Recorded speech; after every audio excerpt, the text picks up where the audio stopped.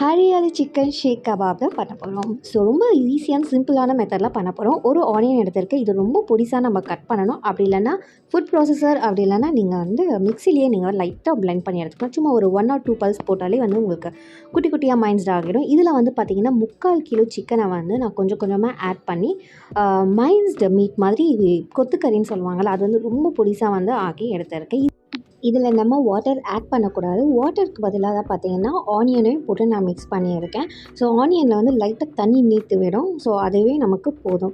இப்போ இதெல்லாமே ஒரு பவுலில் போட்டு சைடில் வச்சுக்கலாம். ஒரு ஜாரில் பார்த்தீங்கன்னா பாதி கட்டு புதினா, கொத்தமல்லி ரெண்டுமே ஈக்குவல் அமௌண்ட் எடுத்துக்கலாம். ஸ்பைஸ்க்கு 4 பச்சை மிளகாய் ஆட் பண்ணுறேன். வேணும்னா எக்ஸ்ட்ராவாக ஒரு 2-3 ஆட் பண்ணிக்கோங்க. இதிலே பார்த்தீங்கன்னா 1 ஸ்பூன் உப்பு, fried rice ஹாப்பிமா masala 1/4 spoon, garam masala 1/4 spoon, 2 spoon அளவுக்கு இஞ்சி பூண்டு பேஸ்ட் எடுத்திருக்கேன்.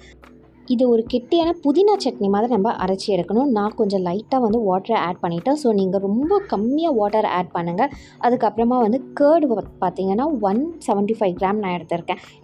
கொஞ்சம் வாட்டரியாக இருந்துச்சுன்னா எக்ஸ்ட்ராவாக நீங்கள் கார்ன்ஃப்ளவர் ஆட் பண்ணிக்கலாம். ஒரு ஸ்பூன் அளவுக்கு நீங்கள் ஆட் பண்ணி கொஞ்சம் ஒரு நல்ல ஒரு திக்னஸ் பதத்தில் எடுத்துக்கலாம். 2 கையிலையுமே ஆயில் அப்ளை பண்ணி நான் இந்த மாதிரி கொழுக்கட்டை பிடி மாதிரி பிடிச்சிருக்கேன். எனக்கு நீங்கள் ஏதாச்சும் ஷேப் வேணும்னா நீங்கள் கட்டர்ஸ் வச்சியோ இல்லை ஸ்கொயர் ஷேப், சர்க்கிள் ஷேப்பில் கூட நீங்கள் கட்லெட் மாடலில் பண்ணி ஃப்ரை பண்ணிக்கலாம். ரொம்பவே டேஸ்டியாக இருந்துச்சு இந்த ஹரியாலி சிக்கன் ஷேக் கபாப். வீட்டில் கண்டிப்பாக ட்ரை பண்ணுங்கள். இது பார்த்தீங்கன்னா கூடவே சாஸ் அண்ட் மைனஸ் வச்சு சாப்பிட்டா ரொம்பவே டேஸ்டியாக இருக்கும். இது இஃப்தார் ரெசிபி, ஸ்கூலுக்கு ஸ்நாக்ஸ்க்கு, அதுக்கப்புறம் ஈவினிங் ஸ்நாக்ஸ், ரைஸ்க்கு கூட நீங்கள் ஆட் பண்ணிக்கலாம். இல்லை பர்கருக்குள்ளே வச்சு கூட நீங்கள் சாப்பிட்டுக்கலாம். தேங்க்யூ.